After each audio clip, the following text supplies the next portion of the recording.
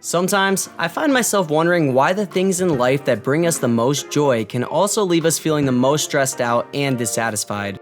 Our energy for our passions can be immense, but until we learn to understand the root cause of our behaviors and emotions, we won't be able to properly balance and contain it. The same energy that makes us good at our passion can also make us crack. Oh, wow! With the reversal forward.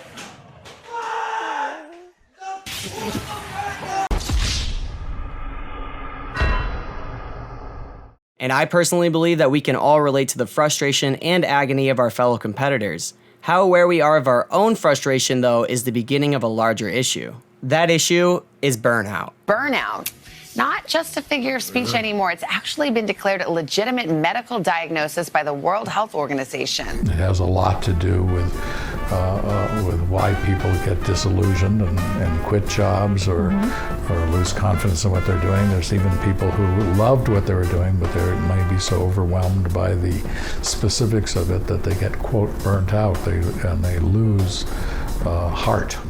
Overly stressed and exhausted players and people just worn down by cynicism, detachment, and a persisting sense of lack of progress or accomplishment being made.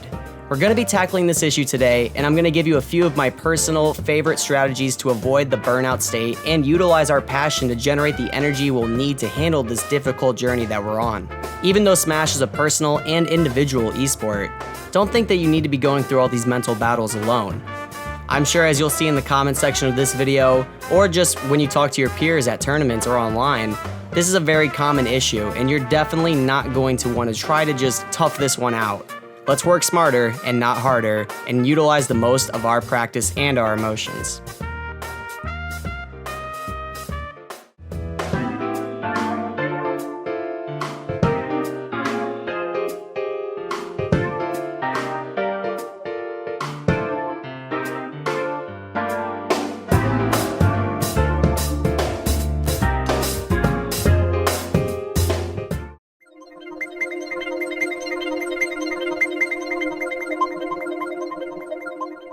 Believe it or not, I don't view somebody being emotionally invested in a game as a bad thing at all.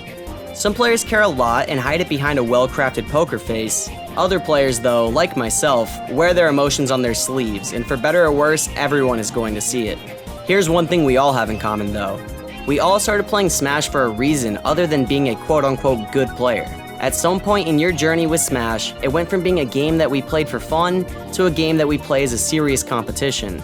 Accepting this fact, we need to understand how that shift in our intention with the game shapes the impact of winning and losing, and how that can affect our self-image and the stress that we can endure when this goes unchecked. He did it again. Oh my god. Good fuck.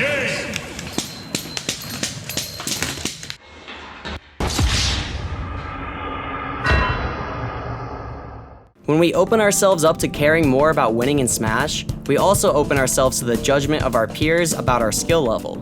This is very reinforced for players by tournament results, power rankings, and many other evaluations we are subjected to by the community. In my view, I see nothing else that contributes more to our negative emotion and less to our growth than caring about these artificial judgments. Before you ever felt burnout, you played for the sheer joy of just seeing yourself improve step by step in a game that you loved enough to appreciate those subtle improvements. Don't fall into the trap of the numbers and the graphics. It's not a coincidence players always tend to talk about their quote-unquote burnout after the worst of their results. We need to learn how to let go of the shame and stress that we feel from others judging our progress. This is a vital first step towards avoiding the negative feedback loop over and over again that causes people to feel burnout with Smash, or anything in life.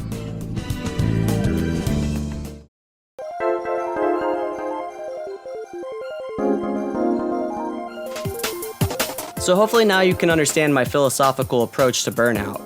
But how about some practical ways to conserve, build, balance, and optimize our energy? Well, let's cover some lifestyle factors that lead to burnout and trigger your mental quote-unquote snap moments on a shorter fuse. REM sleep is essential for many reasons, but specifically for our topic today, we need that sleep to categorize and properly store our learned information for later use. This is, in essence, the process of turning practice into muscle memory, and the better quality REM sleep we experience, the more optimized our practice can be, yielding more satisfying and visible results and ideas. Meditation is the practice of deliberately stopping our unconscious thoughts and slowing our brains down to a quiet and still place. Our ability to react to situations we're presented with is heavily skewed by our unconscious drivers and emotional responses, which can cloud our judgment and lower our self-awareness, and it's not even our fault. But you must surrender those fears. Let your fears flow down the creek. You have opened your earth chakra. In life, this has many fruitful and worthy benefits in regards to meditation, but in Smash specifically, training our ability to react to our opponent's actions with a calm and rational mind for our judgment purposes is an essential skill. I've heard many people describe their first meditation experiments with statements like, "I feel so rested," or "This is what sleep should feel like." The act of mindfulness is restful to our constant and always-on consciousness. In a lot of ways, playing Smash can be a mindful activity as well. But when we burn out, the mindfulness stops and that autopilot begins. Don't underestimate the power of the breath and our ability to control it. It is a very powerful thing to be able to clear your mind and channel your focus, and it's something that you do every day without even thinking. Just imagine how powerful it can be to develop that skill and utilize that calm breathing technique when you need it most. Besides from the obvious, here are a few additional practical tips from my years of competing that you may not have heard before. Avoiding a sugary breakfast and eating high fat on days when you have tournaments can be a really good way to avoid that midway crash that a lot of people often suffer from. Carbohydrates are a very good source of energy, but they burn quickly. That's why food like bacon and sausage and other high fat things like almonds and avocados can give us a really long-lasting source of energy. One of my favorites is journaling. Journaling before a tournament is a really nice way to go in with a clear vision and a sense of your goals. You can also use journaling to gather more reliable long-term data and more accurate thoughts and assessments on your play instead of just believing whatever your unconscious mind told you happened while you were playing. I'll just add this.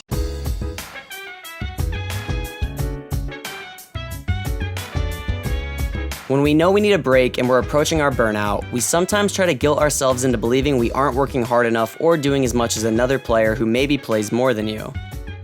Remember, this is your personal journey, and the process is yours to shape in whatever way you see fit. So dance while I put you in a trance. Let's party. Boogie in your body. Work that body. Make sure you don't hurt nobody. I say, hey, feel the fire. Your brain and your body both know when you need a break, and if you didn't before this video, hopefully now you can see the signs with enough clarity to avoid falling into the most common sensation felt by everybody and understood by so few. You must never give in to despair. Allow yourself to slip down that road and you surrender to your lowest instincts.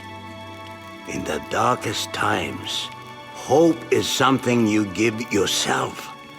That is the meaning of inner strength. Yo guys, it's Colin here. Thank you so much for watching my video. I worked my ass off on it and I'm really proud of it, and I hope you got a little bit of use out of it.